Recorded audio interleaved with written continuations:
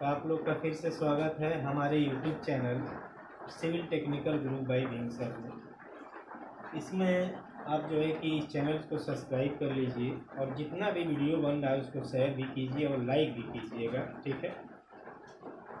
तो इस वीडियो में पिछले वीडियो की बात अगर हम कर लें तो पिछले वीडियो में हम बेल्ट के बारे में बता चुके थे और बेल्ट कितने प्रकार के होते हैं ये भी बता चुके थे। जो नहीं देखा है और कल जो नहीं आया था वो पिछला वीडियो देख लेगा यूट्यूब पे, और यूट्यूब पे देखेगा उसमें पूरा क्लियर हो जाएगा कि हाँ बेल्ट किसे कहते हैं और बेल्ट के कितने प्रकार होते हैं।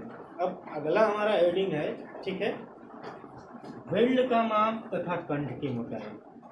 ध्यान दीजिए, लिख लीजिए आप सभी लोग, बेल्ट का माप तथा कंठ की मोटाई। तो इसमें हम जानेंगे कि बेल्ट का माप कहाँ से कहाँ तक की दूरी होती है और इसको परिभाषित कैसे किया जाता है। इसके बाद एक और इम्पोर्टेंट हेडिंग इसी में है, कंठ की मोटाई। कंठ की मोटाई किसे कहते हैं और कहाँ से कहाँ तक की दूरी होती है। गौर करिएगा हमारी बात को। उमन कहा है कि एक हम बेल्ट ले लें, इस बेल्ट का नाम होता है, ये जो बेल्ट हम बनाए हुए फिगर, इस बेल्ट जोड़ का नाम है और उत्तल फिलेट वेल्ड।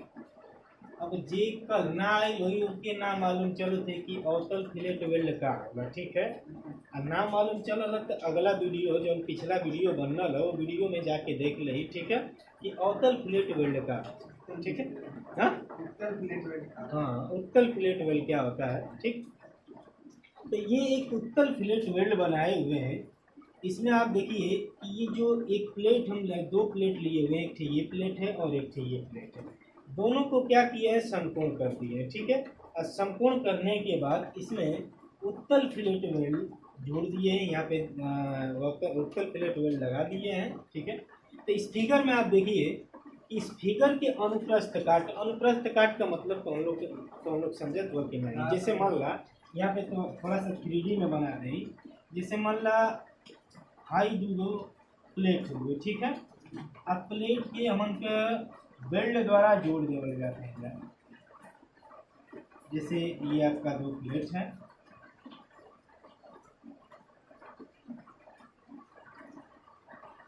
ये दो प्लेट है, ठीक। और इसको फिलेट वेल्ड द्वारा जोड़ दिया गया है। जैसे यहाँ पे हम फिलेट वेल्ड लगा दिए और फिलेट वेल्ड द्वारा जोड़ दिए। तो बात हुए अनुप्रस्थ काट का, तो अनुप्रस्थ काट मतलब इधर से अगर हम देखते हैं जाते ऐसा दिखाई दे प्लेट का चौड़ाई, यो प्लेट का मोटाई या चौड़ाई, ठीक है, और प्लेट वेल का अनुप्रस्थ काट ये दिखाई दे, ठीक, ओके। तो अब देखा फिलेट वेल का अनुप्रस्थ काट में यहाँ कुछ पॉइंट हम नहीं देखा, इस पॉइंट के हम नोज बोला जा रहा, नोज मतलब ना, ठीक है, एक नोज बोला जा रहा, ठीक, क्लियर हो गई। तो एक हाई जोन पॉइंट है, एक नोज बोलल जाइए, हेव पॉइंट के हम नोज ध्यान दीजिए, नोज, ये भी आपका नोज बोला जाता है, ठीक, क्लियर है, ठीक। ध्यान दीजिए इस पॉइंट को यानी इस कोने को नोज बोला जाता है, इस कोने को नोज बोला जाता है। अब जब इस अनुप्रस्थ काट में हम देखते हैं तो इस अनुप्रस्थ काट में एक त्रिभुज बनता है। ध्यान दीजिए, एक से ये देखिए यहाँ से यहाँ तक और यहाँ से यहाँ तक, और ये एक त्रिभुज बनता है। इस त्रिभुज को समद्विबाहु त्रिभुज बोलते हैं। समद्विबाहु मतलब समझ रहे हैं, जिसकी दो भुजाएं बराबर होती है। तो देखा ए यहाँ से और हाई जोन भुजा हुए, ए हाई जोन भुजा है, एक पहली भुजा ये भुजा हो गई, एक भुजा ये हो गया, एक भुजा ये हो गया, ये भी भुजा हो गई, ठीक है।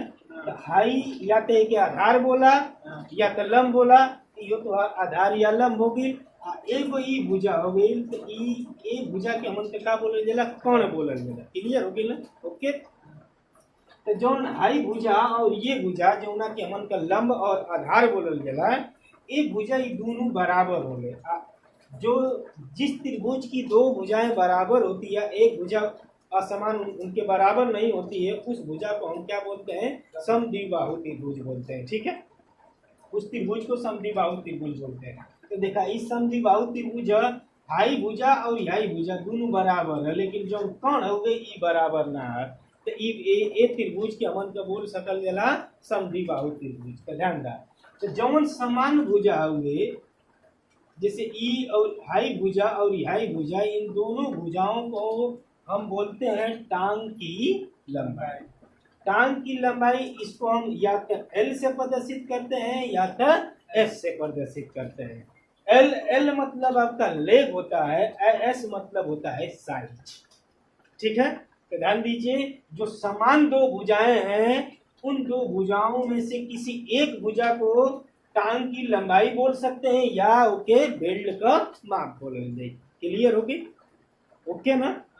एक बार फिर से सुन ला, जवन त्रिभुज बनना था वो त्रिभुज में दो समान जो भुजा होती है उस भुजा की क्यों एक भुजा के या तो टांग का लंबाई बोलल जाए नहीं तो बेल्ट का माप बोलल जाए। ठीक, एक हमन के या तो एल से प्रदर्शित करे के या तो एस से प्रदर्शित करे के। क्लियर हो गई?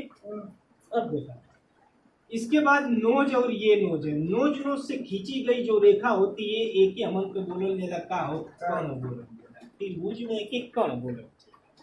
ठीक है, तो एक कण पर जो समान दो भुजाएं इसके कटान बिंदु से खींची गई, समान दो भुजाएं हैं इसके कटान बिंदु से खींची गई कण पर जौन माध्यिका होले, बात के गौर करा, कण पर जौन माध्यिका होला एक के बीच में माध्यिका एक के माध्यिका में बोलल जाला, तो जौन बीच में जो माध्यिका होती है इस माध्यिका की जो लंबाई होती है वही के हमन का कंठ का मोटाई बोलल जाए। क्लियर हो गई? कंठ जैसे आई गला में आई कंठ है ना, वही कंठ के बात करत था, तो ई कंठ का होले मोटाई होले। ठीक, एक फिर से समझ ला कि जौन समान भुजा है एकर कटान बिंदु से, जौन समान भुजा है एकर कटान बिंदु से होकर जाने वाली तथा कण पर खींची गई माध्यिका की लंबाई को हम कंठ की मोटाई। अब तक क्लियर हो गई? तब फिगर में समझ गेला, तो जब फिगर में समझ गेला तो इनके परिभाषित कैसे करे के है। ठीक है, तो इनके परिभाषा में एक पॉइंट लिखवा देते हैं, लिख ला। देखा, एक फिगर मिटा देते हैं। सबसे पहले हेडिंग डाला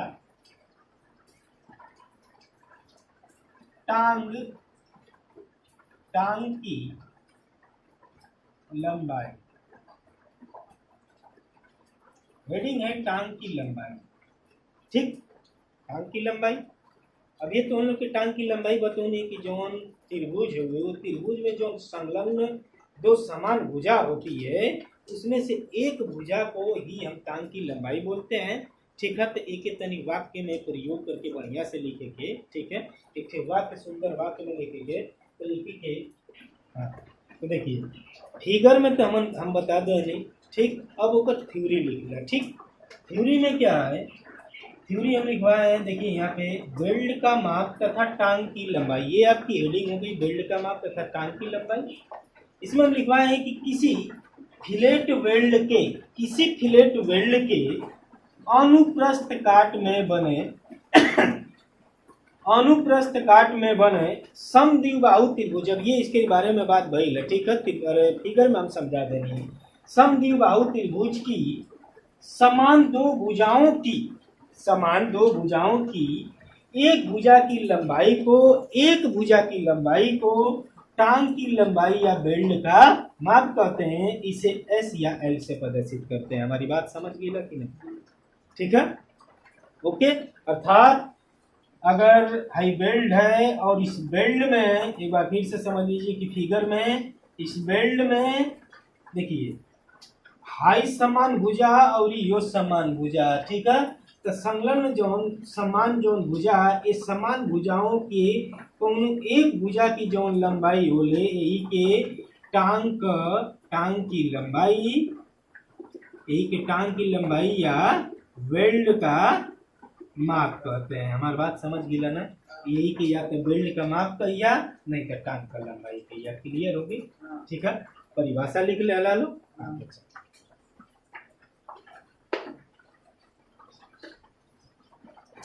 ठीक, ध्यान दीजिए। तो अगला आपकी हेडिंग है कंठ की मोटाई। समझे तुम्हारा? तो कंठ बेल्ट का माप तो बता देनी है, लेकिन उमन एगो चीज हमन से छूटल हुए। का छूटल है कि वेल्ड का न्यूनतम मान और अधिकतम मान। तो ये हेडिंग के बाद हम वेल्ड का न्यूनतम और अधिकतम मान जो है कि हम बता रहे हैं, ठीक है। तो ये अब समझ ला कि कंठ का मोटाई जो कि बहुत ही इम्पोर्टेंट है, इस चैप्टर का सबसे इम्पोर्टेंट चीज़ यही है, यही परिभाषा सबसे इम्पोर्टेंट चीज़ है, क्योंकि वेल्ड का जितना भी सामर्थ्य होता है इसी कंठ के मोटाई पर निर्भर करेगा। अगर कंठ की मोटाई ज़्यादा रहेगी तो वेल्ड का सामर्थ्य उतना अधिक होता है, कंठ की मोटाई कम रहेगी तो वेल्ड का सामर्थ्य उतनी ही कम होता है, ठीक है। हमारी बात समझ रहे हैं। तो चलिए हेडिंग में आपका कंठ का मोटाई, कंठ के मोटाई की हमन का टी से प्रदर्शित करल जाला, ठीक है। ध्यान दीजिए, तो कंठ का मोटाई का परिभाषा लिख लें कि किसी फिलेट वेल्ड में बने समद्वि बाहु त्रिभुज की समान दो भुजाओं के, ठीक है, समद्विबाहु त्रिभुज की समान दो भुजाओं के कटान बिंदु से होकर जाने वाली रेखा तथा कर्ण पर खींची गई माध्यिका की लंबाई को कंठ की मोटाई कहते हैं, इसे टी से प्रदर्शित करते हैं। हमारी बात समझ गिला। फिगर में भी तो हम लोग के समझा चुकल है, तो फिगर एक बार देखला, जैसे देखा ई हो गई फिगर, यहाँ बेल्ट हो गई, तो जवन त्रिभुज बनना तो देखा इस समान भुजा, यो समान भुजा, तो एकर कटान बिंदु है, हाई एकर कटान बिंदु है जगह, और देखा हाई तो हार विकर्ण हो गई, तो इसके कटान बिंदु से होकर जाने वाली तथा इस कोण पर खींची गई जो माध्यिका, ध्यान दिया माध्यिका हमेशा 90 डिग्री के कोण पर होती है, ठीक है। जिस अक्ष पर खींची जाती है, जिस रेखा पर खींची जाती है, तो माध्यिका उस अक्ष से 90 डिग्री के कोण पे होता है, ये भी 90 डिग्री और ये भी आपका 90 डिग्री के कोण पर होता है, तो उसी को माध्यिका बोलते हैं, ठीक है। तो देखा यहाँ से और यहाँ तक जो है माध्यिका खींचल गई, तो माध्यिका के बीच का जो नीचे दूरी होला यही के मन का कंठ का मोटाई बोलल जाला। परिभाषा क्लियर हो गई ना, एक बार फिर से समझना कि किसी फिलेट वेल्ड में बने समद्विबाहु त्रिभुज की समान दो भुजाओं के कटान बिंदु से होकर जाने वाली रेखा तथा कंठ पर खींची गई माध्यिका की लंबाई को कंठ की मोटाई कहते हैं, इसे टी से प्रदर्शित करते हैं, ठीक है। ध्यान दीजिए, अब हेडिंग तो वही परिभाषा हम बता चुके हैं। अब देखा कंठ की जो मोटाई होले कितना बराबर है, ओकर कितना मान होला, ठीक है। तो कंठ का मोटाई T इक्वल टू होता है K इंटू एस, ठीक। K ध्यान दीजिए दोस्तों, K एक नियतांक है, एस के बारे में हम बता चुके नहीं, ई का वेल्ड का माप है, वेल्ड के माप का परिभाषा बता चुके हैं, लेकिन वेल्ड के माप में न्यूनतम अधिकतम नहीं बताएं, तो इसको अभी हम बता दे रहे हैं, पहले इसको समझ लीजिए। कंठ की मोटाई T equal to K into s होता है, और जो K का मान होता है ये वेल्ड के जो कोण होते हैं उस पर निर्भर करता है। तो यहाँ पे एक छोटा सा हम सारणी बनाएंगे, वो लिख लीजिएगा कि 90 से 100 के बीच में रहेगा तो K की वैल्यू कितनी रखी जाएगी, 100 से 105 के बीच में रहेगा तो K की वैल्यू कितनी रखी जाएगी, ये चीज़ हम बता दे रहे हैं, लिख लीजिए आप लोग। तो कंठ की मोटाई T equal to K into s, okay. आगे चलते हैं, T equal to K into s, okay, ठीक है। तो अब यहाँ पे K का तुम्हारा एक नियतांक, एस जो न वेल्ड का माप हो, ठीक, एस जो न वेल्ड का माप हो, गौर करिए, वेल्ड का कोण,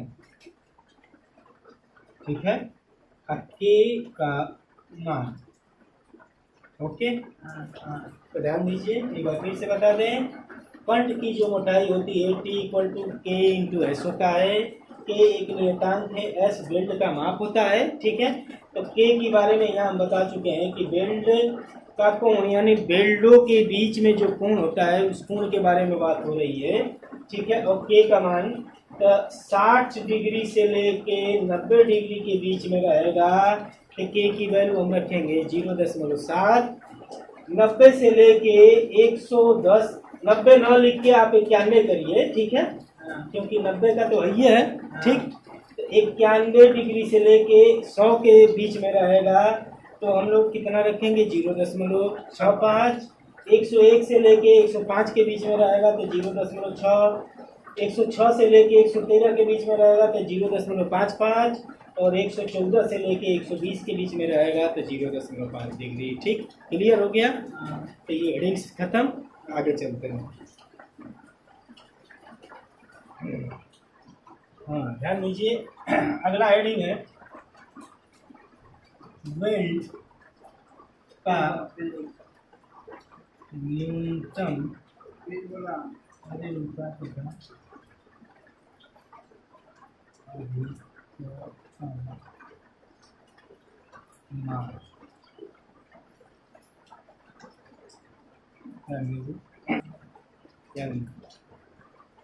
तो बेल्ट के बारे में तो हम बता दिए, बेल्ट, ठीक है, बेल्ट का माप एक परिभाषा है, इसके बारे में तो हम बता दिए। अब आगे चलते हैं, बेल्ट का न्यूनतम तथा अधिकतम मान। ठीक, बेल्ट का न्यूनतम तथा अधिकतम मान। तो बेल्ट का न्यूनतम तथा अधिकतम मान कितना रखा जाता है, इसके बारे में हम आपको बताने जा रहे हैं। ठीक है, तो हेडिंग डालिए आप, बेल्ट का न्यूनतम माप। बेल्ट का न्यूनतम माप, इसको हम एस मिनिमम से प्रदर्शित करेंगे, एस मिनिमम, ठीक है, 60 में एस मिन आप कहेंगे। तो बेल्ट का जो न्यूनतम माप होता है ये प्लेट की मोटाई पे निर्भर करता है। हमारी बात समझ रहे हैं ना? बेल्ट का जो न्यूनतम माप होता है ये प्लेट की मोटाई पे निर्भर करता है। अगर प्लेट की मोटाई 10 mm है तो उसके लिए बेल्ट का माप न्यूनतम कितना रखा जाता है। अगर प्लेट की मोटाई 12 mm है तो उसके लिए प्लेट का न्यूनतम माप कितना रखा जाता है।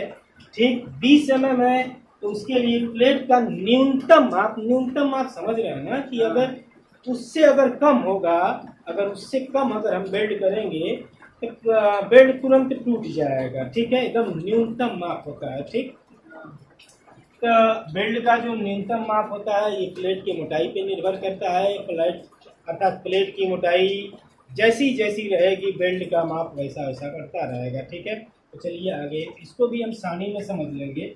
ठीक, एक तरफ आप लिख लीजिएगा प्लेट की मोटाई, प्लेट की मोटाई, और दूसरी तरफ लिख लीजिएगा बेल्ट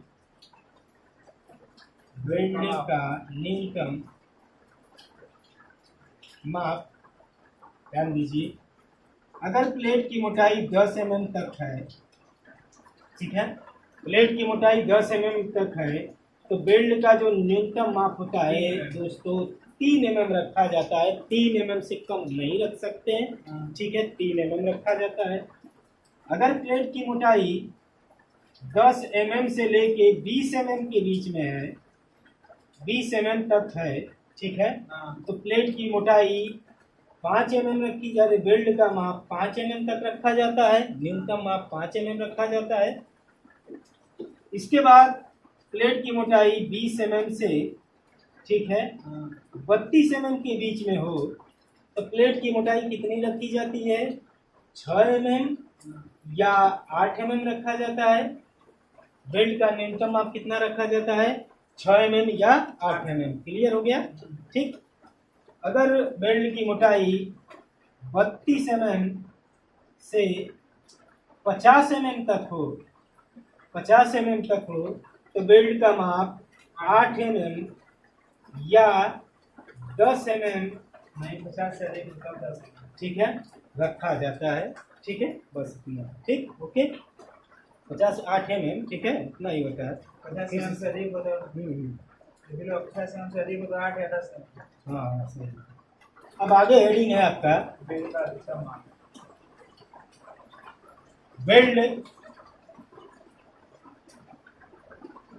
का अधिकतम अधिकतम मान। न्यूनतम मान तो बता दिए, अब बात आती है अधिकतम मान। तो अधिकतम मान में इमन दो पॉइंट है। पहला पॉइंट है कि यदि प्लेट का वर्गाकार किनारा हो तो प्लेट का अगर वर्गाकार किनारा है, वर्गाकार का मतलब समझे हुआ ना, यानी फ्लैट हो, जैसे मान ला ऐसा चपटी प्लेट ले ली, अगर किनारा जो है एकदम फ्लैट हो, यही के वर्गाकार बोलल गई है, ठीक है।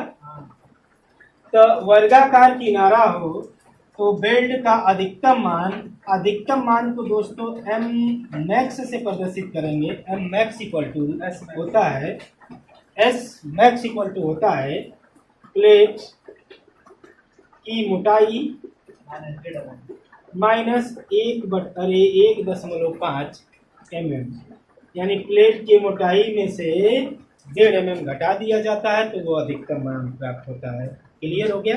आगे चलते हैं। दूसरा का पॉइंट है, यदि प्लेट का गोलाकार किनारे के लिए गोलाकार किनारा हो तो यदि प्लेट का गोलाकार किनारा हो, गोलाकार का मतलब समझत हुआ ना, जैसे मान ला कौन एंगल आ गए तो एंगल में देखा जो किनारा हुए ई तनी गोलाकार होला, यानी दीर्घ वृत्ताकार होला या वृत्त में होला, तो यही की कहत है कि अगी प्लेट का किनारा जो ना गोलाकार हो तो ओकरी खातिर बेल्ट का अधिकतम मान कितना रखल जाला।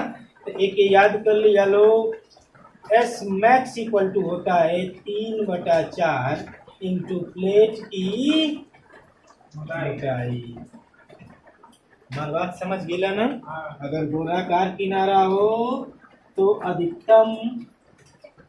अधिकतम मान होता है 3/4 इंटू प्लेट की मोटाई। ठीक है, तो समझ गिला लो ना? आज दिन भर बारिश हुई, समझे में ना हो, आज हमन के लगत आज दोनों लोग हमें लिया वाला भौरी चोखा लग। ठीक है, भौरी चोखा लगा, गोईठा उठा हम लिया देते ही, आटा वाटा तो हम लोग खरद उरद के लिए वाला लोग जी के लगे, टमाटर तो खेत में बोल रही हम लोग, ठीक है, तोड़ ताड़ के लिया देवे, बैगन, ठीक, काम खत्म हो जाए। हमें खाए के यहाँ पिए के लड़की को लई सोन आई भौरी बना दिए सोन लिट्टी, हमन का चोखा बना दे के का कहत हुआ मुर्गा। अरे ये मुर्गा भी खाता है? पागल आदमी कहीं के लिए जीव को खाते हो तुम, मुर्गा खाते हो? बतावा, मुर्गा तो लगिया थोड़ा कहता मछली, अब मछली एक जा नदी हो दे ना हुए जा पकड़ के लिया हुआ मछली तब न बनावे के का करे, लिया वाला हो पकड़ के।